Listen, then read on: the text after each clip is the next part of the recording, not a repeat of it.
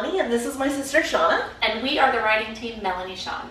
And today we are going to be counting down our top 5 celebrity relationship goals couples. Woo! Yes. So excited.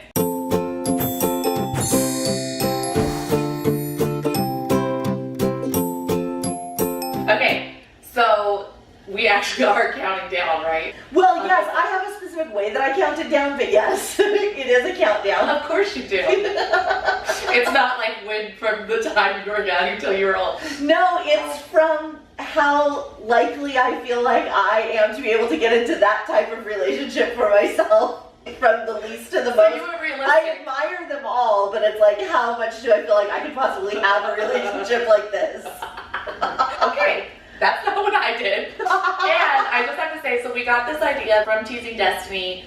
There was a scene in there where we wrote about Chip and Joanna Gaines. We love them. We love them oh my so God, much. we love them. And we had Destiny say that they were hashtag relationship Yes. goals, but they are seriously like ridiculous relationship goals. Melanie said I wasn't allowed to use them in this. So. Because they're already going to be discussed when we explain the concept. I know, but the truth is, let's just assume they're Shauna's number 1. You're all gonna be moving on. I'm just saying, they are my number 1. Chip and Joanna, you are my number 1. All right. Okay. We'll send you an autographed copy of Teasing Destiny. Okay. So my number 5 is Channing Tatum and Jenna Dewan-Tatum. Yeah. I mean, first, they're adorable. She's a doll. She's the sweetest person. She's vegan. She's amazing. They are so cute together. The lip sync battle, Shauna. The lip sync battle. The lip sync battle. Enough said. Like, oh. And then I heard a story from another actor that was on Magic Mike, and they said that during the rap party, Channing had a little bit too much to drink, and Jenna like danced him out of the club. Like she's like, "Come on, baby," and she was like, "I was like, oh my gosh, that is the sweetest." You need to know about Shauna too. Is she loves to dance. So, Shauna's like, you can use dance to achieve your relationship goals. I'm seriously like Sarah Jessica Parker, and girls just want to have fun. I love to dance. I do. Yes. So that was just adorable. So that's why they're my number 5. Okay, so my number 5 So this is the least one you think would be attainable. Exactly. For me, personally, is Ossie Davis and Ruby Dee. So he played Jennifer Beals' dad in The L Word. And so they had like a very long, iconic marriage, like 40 plus years. When she passed away like 10 years after him, like everybody just said like at least they're together. Like I'm gonna cry. They reminded me of grandma and grandpa kind of in that way. But like I'm never gonna be part of anything like that, but I admire the hell out of it. And they are just like, and plus I mean they were both just like incredibly artistically talented and activism, and they just loved each other so much, and they worked to make the world a better place through art and activism, and they were just like, I want to be them when I grow up, but I never will. That's why they're number 5. So my number 4 is Faith Hill and Tim McGraw. Oh, they're amazing. Okay, first they're gorgeous, and just every single picture of them together, like Barbie and Ken, and they're just always like touching each other, and I just get the sense every time, like I get the sense they're real, but you know what I mean? It's like they just seem so real and down to earth. Yes. And like it's a real relationship, and they really truly love each other and work hard at their marriage. They're just amazing. So they're my number 4.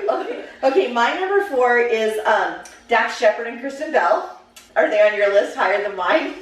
Okay, well, so this is why I love them. Besides the fact that they're like the cutest, most adorable, like making music videos of Toto when they're in Africa, having adorable kids and stuff. I love, first of all, okay, this is the thing that I always thought they were adorable together. There's this scene in the Veronica Mars movie when she's watching like this parade of like sleazy douchebags dancing in the club in front of her, trying to get her attention, and her character, Veronica, is just like rolling her eyes and stuff. Dax plays one of the sleazy douchebags like in a little cameo. She could not even hide the lips. Like she tried to act like rolling her eyes, but she like sparked. She couldn't even hide it. Like she's a fantastic actress, but it was like he was just so adorable, and I was like, oh my god, I love them. I love them, and they are very involved in activism and trying to get like legislation where stalkerazzi can't harass little kids, which I think is amazing. Yeah, that's huge. Yeah. Okay, so my number 3. But now you get to say your reasons, though. Is Dax Shepard and Kristen Bell. And my reasons are because of 2. 1, the sloth video. Oh my God, yes. And when he was on Ellen, and if you haven't seen the sloth video, stop this video now and go watch that video. And then come back. I mean, bookmark it. Yeah, of course. Come back. That was the most adorable, precious thing. And the thing that I loved is when he was on Ellen talking about the video, he said, luckily I've seen that level of breakdown about my husband. We didn't need to call for help. And I was just like, he knew her. Like, I love that. Even in the home video, you can tell he knows who she is. And the thing is, she knows who he is too. And the other thing that I love about their relationship is he's very open about this. He had a really bad problems with like drugs and alcohol abuse. She is like straight-laced, has never drank.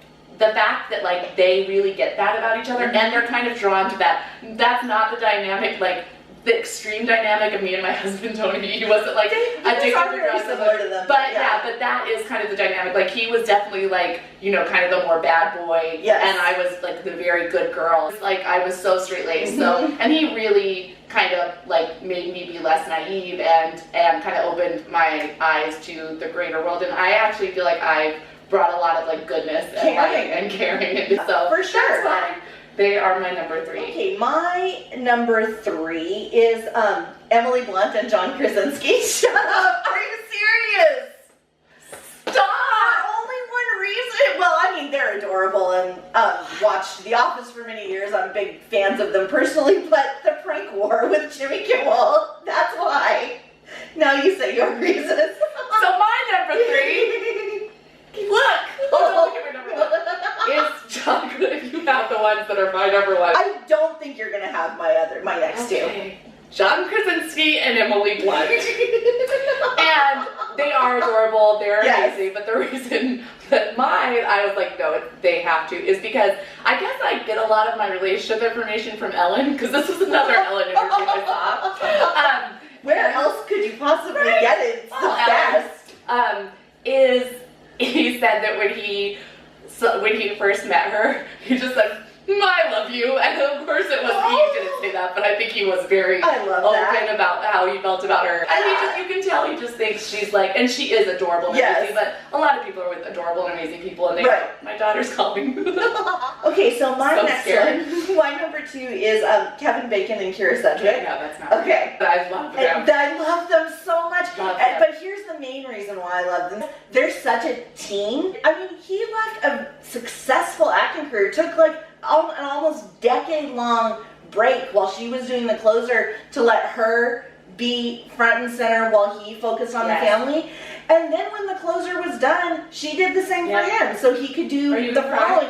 I just think that's so amazing because like so many married couples are like, talk about sacrificing for your marriage and for your family in an abstract way. They're behind it, but when it comes actually time to actually sacrifice something that is important to you so the other person can be front and center and you take the back seat, it's like then it doesn't happen. But I love that they did that. That's so amazing. I love it. Okay, so my number 1 is Kurt Russell and Goldie Hawn. That's such a good one. I know, it's so good. You rock, you killed that. I know. High 5. Number 1. And not just because of Overboard, although that movie is adorable and I just think it's so sweet. That's closet in the entire history of moviedom. Oh my gosh.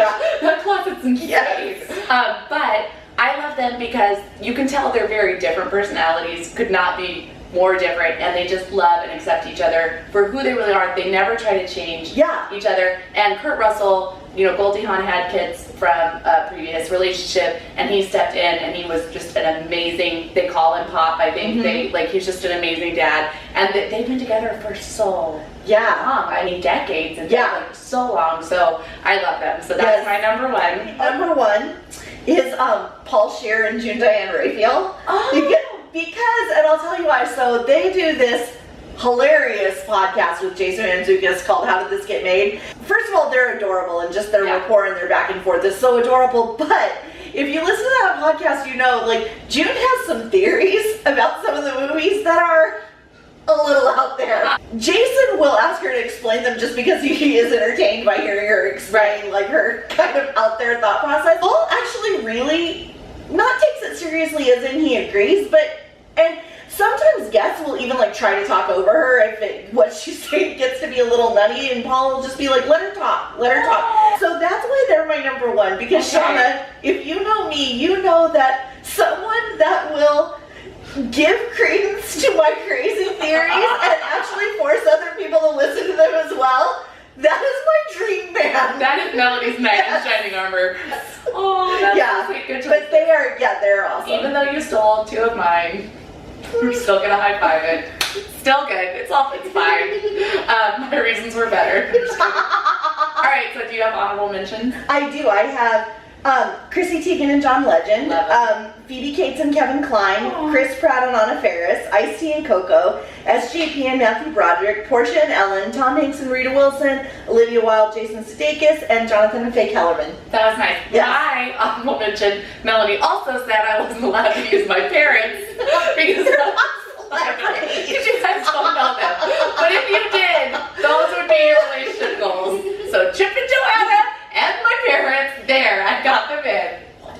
She can't do anything about it because I edit these. So thank you guys so much for watching. We love you guys, and please in the comments below let us know what your celebrity, not real life, because no people say no, celebrity couple relationship goals are, and we'll see you guys soon. Bye. Bye.